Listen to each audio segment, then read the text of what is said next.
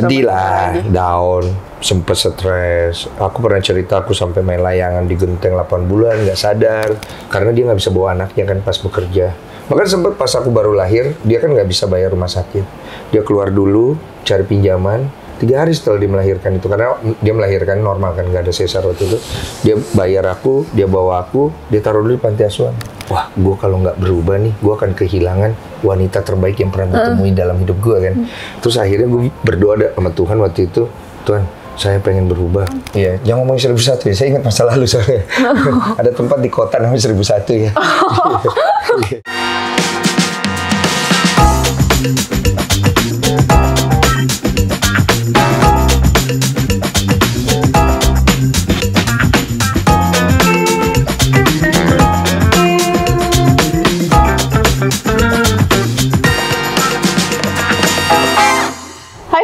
Balik lagi ke Tanya Ah. Ini di episode kali ini aku ngundang salah satu guest star yang udah terkenal banget, pasti kan udah tau lah siapa. Langsung kita sambut Kak Denny Sumargo. Nggak ada berpelukan ya? Kalau acara begini kan biasanya nggak ada. Ya? Ini rada canggung gitu ya, karena aku sebenarnya gue jago-jago banget nge-host, tapi nge-host ini udah jago. Lu canggung, kita deg-degan bos. Lancarin aja. Oke. Penonton bubar. Ya banyak banget ya nonton. Kenapa?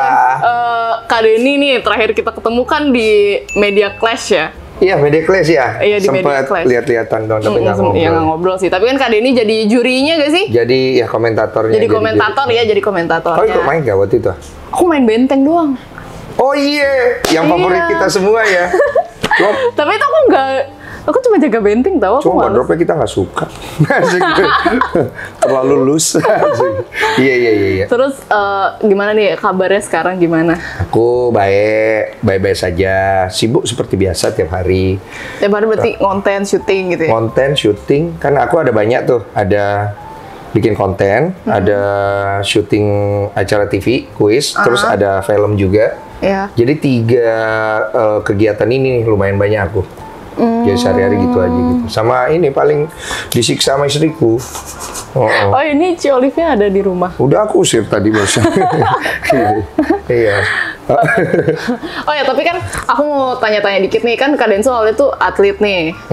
Terus kenapa bisa tiba-tiba meniti karir sebagai masuk ke entertainment gitu dari atlet? Oh itu ya.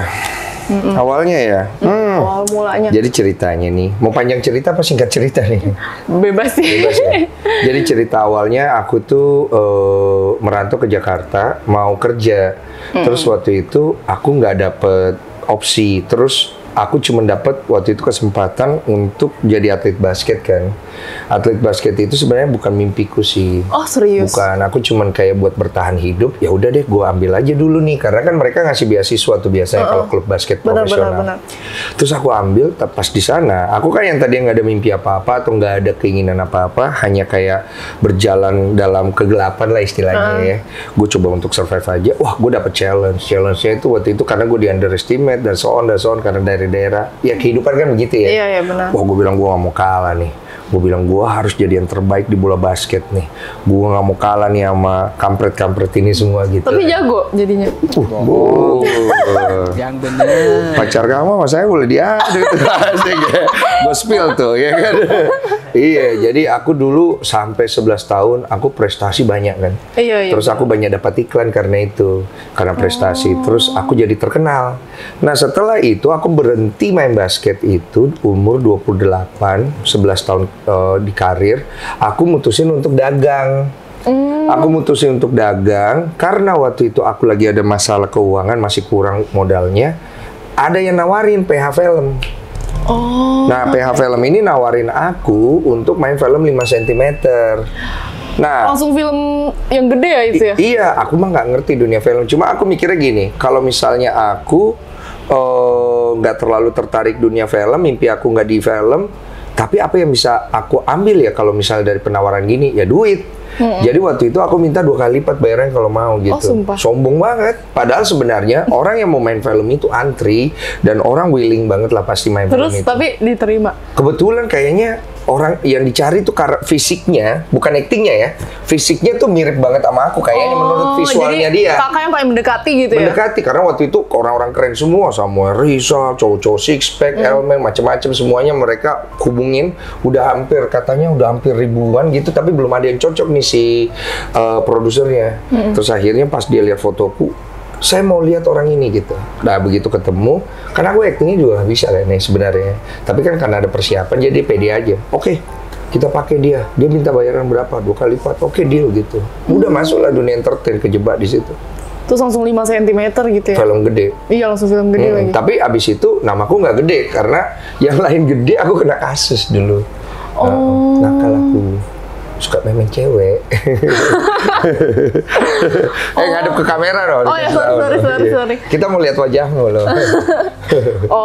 Jadi gara-gara kena kasus jadi ketunda gitu ya? Yang lain naik, namanya aku turun. Ada sekitar 7 tahunan aku ya jelek namaku. Terus kalau misalnya di sosmed, kalau sekarang kan udah rame nggak sosmed, dulu belum ya? Wah, udah nama aku tuh udah jelek banget udah. Orang-orang pada benci, pada nggak suka. Apapun yang aku lakuin pasti mereka ngelihatnya nggak pantas lu ada di situ. Lu nggak enak banget. Jahat banget. Nggak jahat itu, nggak jahat ya. Lebih kebajingan ya orang-orang itu. Iya. Terus kakak pas di titik itu gimana? Sedih lah, down, sempet stres. Aku pernah cerita aku sampai main layangan di genteng 8 bulan, nggak sadar. Udah kayak masuk ke dalam satu dimensi berpikir yang udah jelek banget gitu. Kayaknya segala sesuatu yang aku bikin kayaknya kok salah gitu. Tapi akunya tetap berusaha untuk fight, untuk keluar dari kondisi itu. Cuma memang kalau lagi dalam kondisi seperti itu susah banget. Susah ya? Susah, apalagi kalau lu punya nama baik satu Indonesia jelek. Susahnya minta ampun. Lu ketemu orang aja nih ya, dia ngelihat lu ya, mungkin dia tidak berpikir yang buruk, tapi kita udah ngerasa dia berpikir buruk. Oh, jadi kitanya udah anxious duluan gitu ya? Udah anxious duluan, udah rasa kayak dia pasti mikir gue gini deh gitu. Udah insecure-nya tinggi banget gitu. Tapi aku coba untuk positif terus. Jadi pertarungan antara pikiran baik dan buruk tuh terjadi tiap hari, benturan terus. Astaga. Iya, dan itu membuat aku cukup depresi. Tapi menurut aku sih harusnya mah bisa survive saat itu. Dan memang buktinya sih aku bisa jalanin walaupun dengan segala keterbatasan aku. Cuman yang waktu itu yang bikin aku mau step back and then mau untuk menyelesaikan masalah aku setelah berapa tahun kemudian mama. Oh, jadi itu yang mama aku kasihan. Jadi selama 6 tahun itu aku nggak tahu dia ternyata juga kena impact keras. Jadi sering diomongin. Sampai dia tuh kan, mama aku tuh orangnya udah sangat dekat sama Tuhan ya. Suka berdoa aja di kerjanya sama ya paling jalan-jalan. Satu hal yang paling dia suka olahraga, aerobik. Dia tuh sampai nggak aerobik lagi karena orang-orang di sekitar ngomong, dia di rumah dia diam. Tapi dia nggak pernah cerita ke saya. Terus dia juga nggak pernah menyalahkan aku. Itu bikin gue ngerasa gue boleh kuat kalau gue ngadapin sendiri. Gue boleh cuek, tapi kalau nyokap gue, masa gue diem aja gitu ya. Jadi akhirnya gue berpikir gue harus selesai nih semuanya. Wah, selesai. Terbukti gue bener dan segala macam gitu ya. Ada topet dong, asik. Iya gitu. Iya, dia jadi serius aja. Mirip lah, enggak dong ya? Enggak sih. Enggak ya. Tapi berarti kalau keluarga tuh berarti ngedukung suportif aja dong? Kalau aku kan sebenarnya mama sama papa pisah. Terus mama pas nikah sama papa tidak disetujuin, jadi dia tuh nggak kalau kasarnya tuh kayak dibuang ya, tapi sebenarnya mungkin bukan dibuang ya, kayak ibaratnya lu kalau tetap mau nikah sama orang ini ya lu pergi dari keluarga gitu loh istilahnya gitu. Jadi pas mama sama papa itu berpisah, aku masih dalam kandungan, si mama itu harus dari nol. Jadi kalau dibilang istilahnya yang nge-support itu sebenarnya nggak support 100% juga sih. Oh, nggak support 100% juga? Mama tuh cuma kerja, dia kerja cari uang buat ngasih aku biaya hidup, buat sekolahin aku. Tapi aku pun tinggal numpang di rumah-rumah orang, karena dia nggak bisa bawa anaknya kan pas bekerja. Bahkan sempat pas aku baru lahir, dia kan nggak bisa bayar rumah sakit. Dia keluar dulu, cari pinjaman, 3 hari setelah dia melahirkan itu, karena dia melahirkan normal kan, nggak ada sesar waktu itu. Dia bayar aku, dia bawa aku, dia taruh dulu di panti asuhan. Terus dia cari dulu uang buat bayar utangnya, terus dia jemput aku lagi di panti asuhan itu. Tadinya dia sempat gak berpikir jemput, tapi air matanya jatuh pas dia ngelihat gue tuh di situ. Wah, panjang ceritanya sih. Makanya gue bilang ini mau serius, udah santai-santai aja, Wak. Iya, santai-santai aja. Kamu apa kabar? Asik. Gitu ceritanya. Tapi kalau dari cerita Kak Densu kan berarti berat banget ya? Kalau dulu mungkin aku berpikir gitu. Kalau sekarang enggak. Sekarang juga tetap berat lah kedengerannya. Kayak aku aja kalau misalnya aku posisinya jadi Kak Densu juga kayak aku belum tentu kuat gitu loh. Iya, ya terima kasih, itu empati ya namanya. Tapi kalau aku pribadi karena sudah melewati banyak hal, sudah melihat banyak hal juga, dan aku sudah pernah merasakan Tuhan dalam hidupku. Jadi itu semua tidak menjadi suatu hal yang jadi terlalu diglorify gitu. Iya. Ya udahlah gitu, itu bagian dari hidup gitu. Walaupun pas jalannya emang berat. Iya berat ya. Tapi kayak poin di mana kayak itu bisa jadi comeback gitu kan? Sekarang kan Kak Densu udah balik juga namanya jadi bagus lagi. Iya. Terus sekarang juga udah sukses lagi gitu. Itu titik poinnya itu yang aku cerita tadi pas aku ngelihat nyokap itu. Oh langsung bener-bener sikapnya berubah gitu. Ada kejadian dulu kan, kejadian. Terus aku sempat ke gunung. Ke gunung itu aku ada mengalami masalah percintaan. Jadi waktu itu aku menikah. Terus pas mau nikah, nama baikku pun juga kurang bagus tuh. Gue nggak tahu kenapa hidup gue kok ada aja gitu. Aku udah serius-serius waktu itu sama cewek itu. Tapi dan ceweknya juga baik kan. Maksudnya dia very Christian. Very go to church, very itu perayaan Ekaristi di rumah. I mean like religius banget gitu ya. Iya, gue ngerasa kayak wah, gue kalau nggak berubah nih, gue akan kehilangan wanita terbaik yang pernah gue temui dalam hidup gue kan. Terus akhirnya gue berdoa sama Tuhan waktu itu, Tuhan, saya pengen berubah. Saya tidak ingin lagi berbuat dosa dalam sebuah hubungan. Jadi mulai dari sekarang saya sama cewek ini, saya tidak akan sentuh dia. Jadi tidak akan sentuh-sentuh nakal-nakal, ngerti kan? Jalan lurus gue. 1 tahun kemudian dia tidur sama cowok lain. Ih, nyebelin banget. Gue nggak bisa salahin cuy, nggak bisa cuy. Apa mungkin dia kayak gitu gara-gara Kak Densunya lempeng-lempeng aja kali ya? Jadi dia kayak, ih kok gue nggak diapa-apain ya gitu kali ya? Iya bisa jadi, Wak. Ya udahlah. Jadi abis itu aku stres, aku ke gunung stres. Di situ aku mengalami pengalaman sama Tuhan. Aku balik nyambung aku ke nyokap di Makassar. Terus aku pegang kaki mama. Di situ momen yang mungkin titik terendah ya dalam hidup. Terus aku cium kakinya, terus aku bilang, Mama, saya minta maaf untuk semua yang Denny perbuat dalam perjalanan Denny yang sudah membuat martabat kehormatan Mama yang Mama berikan buat Denny tercoreng. Denny akan kembalikan itu semua. Saya akan bertarung sampai titik darah penghabisan untuk mengembalikan kehormatan Mama. Terus Mama pegang kepalaku, terus dia baca doa apa gitu, terus dia tiup gitu. Terus dari situ tuh gue beresin semuanya. Malu-malunya gue hadapin semua, netizen gue hadapin semua. Oh, nggak ada, gue nggak takut mati. Gue bilang gue maju, Mama gue hormatan balik. Nothing tulus gitu ya jadinya. Tulus. Karena di kepala gue waktu itu bukan untuk gue lagi, untuk mamaku. Mamaku udah ngebesarin gue dengan susah payah, doanya setiap hari buat gue. Yang kurang ajar kan gue ya, bukan mama gue ya. Kenapa mama gue harus menanggung ini? Itu tidak benar. Kalau gue benar-benar cinta sama dan sayang sama mama gue, menurut gue harus melindungi dia, gue harus menjaga dia karena itulah cinta gitu. Akhirnya gue fight, beres ya comeback. sampai sekarang. Iya, ketemu Colip. Ketemunya gimana sih? Itu habis waktu itu aku mau nikah sama ada cewek anak orang kaya. Nah waktu itu rame di media. Nah itu nggak jadi kan karena dia kan orang kaya. Gue kan mohon maaf ya, bukan ya. Jadi kan jadinya tabrakan gitu loh. Kesannya kan jadi wah Denny nih masih mau kondo nih ya. Gitu. Masih orang berpikir gitu, apalagi dengan track record gue jelek kan. Terus akhirnya nggak jadi.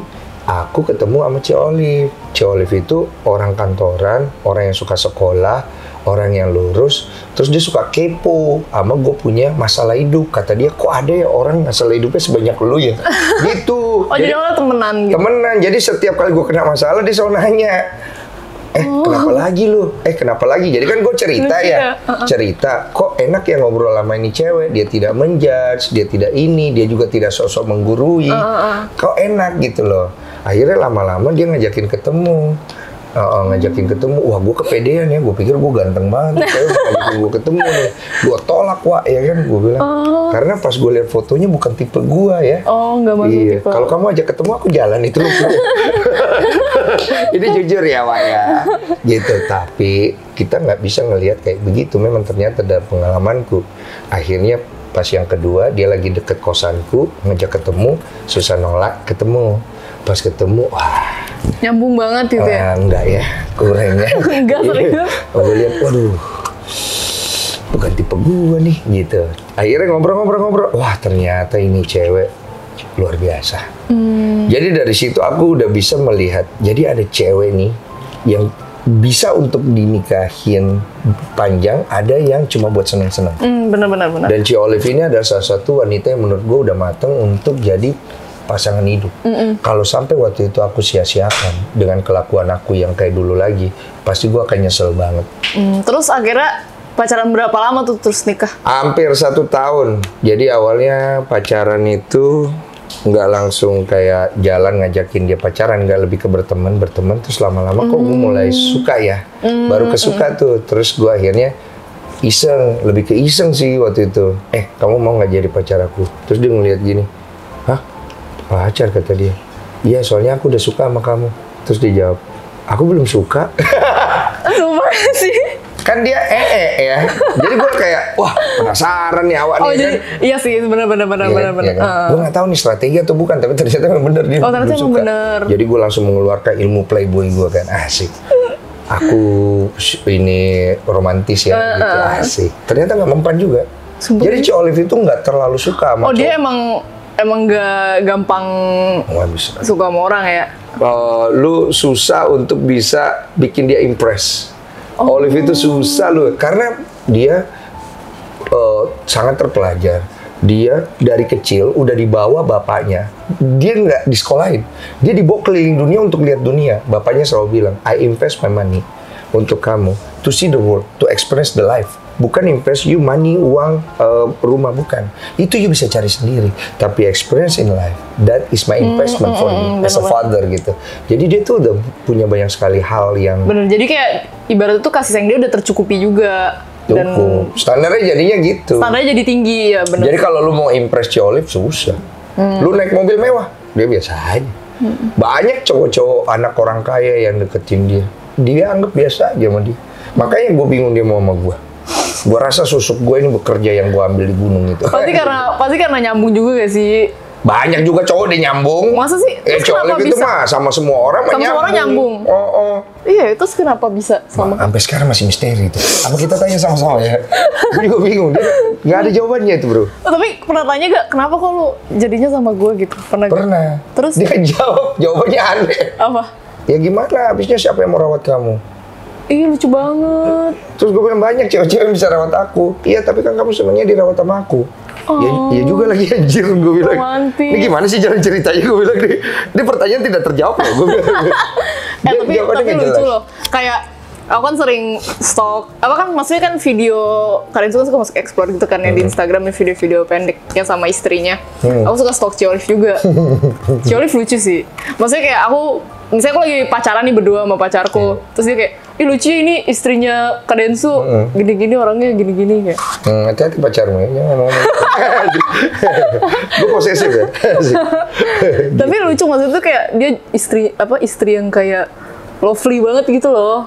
Iya sih kayaknya ya. Karena Ci Olive itu emang kayaknya tipenya penyayang, sabar. Kayak dia kalau deket dia tuh kayak positif terus gitu loh, kayak orangnya cheerful ya gak sih? Iya. Kalau kelihatannya gitu. Iya, playful. Sama surf, act of surf dia. Act-nya dia, kalau aku physical touch, dia service ya. Dia suka ngelayanin orang, suka ngurusin orang, suka ngebantu orang gitu. Itu tuh karakter Ci Olive, itu yang bikin aku mungkin cocok sih kayaknya. Iya, 1001 sih orang kayak gitu ya sekarang. Iya, jangan ngomongin 1001 ya. Saya ingat masa lalu soalnya. Ada tempat di kota namanya 1001 ya. Iya. Ini nggak ada pertanyaan yang... Ada. Seks-seks ya? Ada dong, ada. Gue udah bosen di podcast. Gue tuh sumpah bosen banget di podcast. Pertanyaan yang jorok-jorok dong. Jangan ya. Jangan ya. Kayak banyak sih menurut lu main basket. Nggak bisa sih, maksudnya nggak jago gitu. Nggak jago. Paling cuma bisa dribble. Tadi ditawarin. Oh siapa? Enggak bukan dribble yang itu ya, beda. Siapa tahu ada penonton pebasket sombong di sini, kalian setuju nggak kalau dia ke pebasket sombong? Asik. Tadi tuh diajakin sama pacar aku. Iya. Iya. Iya pacar lu. Oh, gini. Jadi berdua. Jadi lu datang berdua. Iya kan? Terus kita itu bertiga adu-aduan gitu. Iya. Ya gue kalah. Gak apa-apa, lu bawa pacar lu. Kok kalau gue kalah, pacar gue yang maju. Asik. Kalau dia kalah, berarti lu tahu dong siapa yang lebih berkualitas. Iya kan? Asik. Tapi kira-kira menang siapa ya, kok? Ah iya. Kalau di hati lu, ya menang dia lah. Iya. Kalau Boleh skill, sih, boleh. maaf ya. Asik. Boleh. Boleh. Apa pertanyaan terakhir? Oke, pertanyaan terakhir nih. Jadi aku tuh sempet nonton after movie-nya dari film Miracle in Cell Number 7. Kan ada after movie-nya kan yang tentang Kak Denso itu. Nah, kalau misalnya itu boleh gak dijelasin dulu? Penghargaannya lo. Iya. Pendukung terbaik.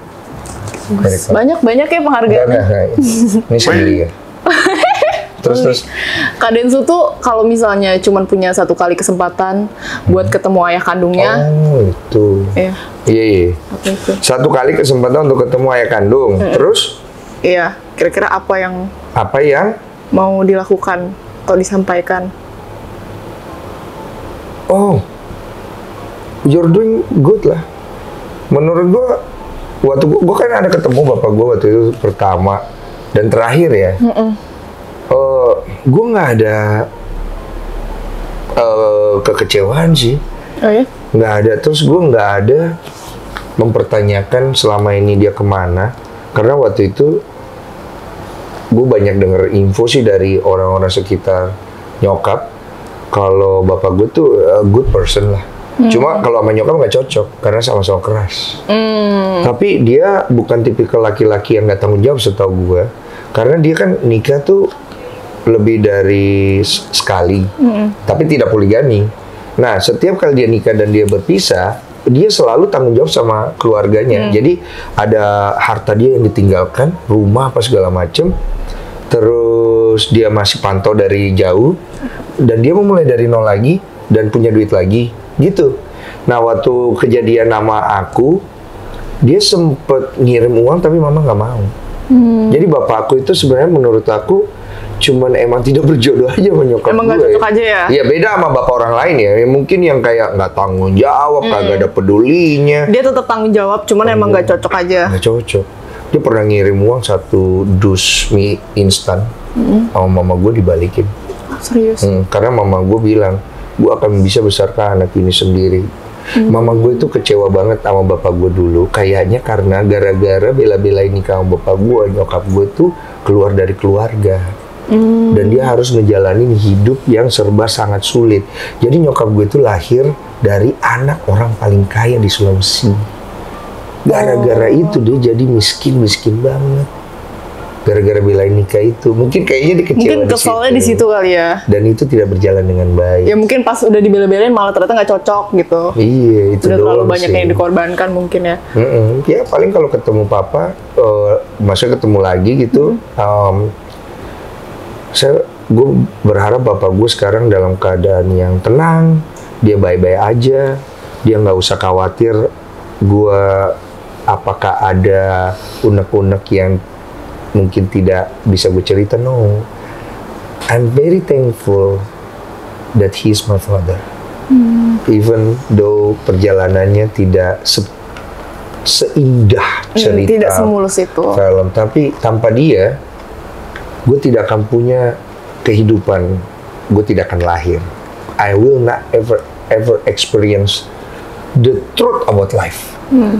Dengan perjalanan sulit gue, kalau ada bapak gue mungkin gue gak susah hidupnya. Ah iya benar. Kalau gue gak susah Jadi hidupnya, kayak sekarang ya. gue gak akan banyak pengalaman, hikmat. Maybe I will never understand what is God. That's why gue bilang I'm very thankful ke bapak gue karena dia kontribusi lah Kontribusi ya Pak. Bapak gue ya itulah. Ya, oke. Iya. Makasih ya Kak Densu udah mau datang ke Tanya A. Jangan lupa buat subscribe dan follow semua sosial media Bang Densu. Lu aja lu. Udah banyak ya. Lu lebih butuh ya. Iya bener sih. Ya tapi nggak apa-apa, follow dan subscribe dan jangan lupa buat like, comment, subscribe, share dan nyalain lonceng notifikasi. Ya. Bantu ya channel ini untuk lebih besar, oke? Oke, guys. Kalau nggak aku cari kok di rumahnya. Oke, thank you ya Kak. Thank you. Kamsahamnida.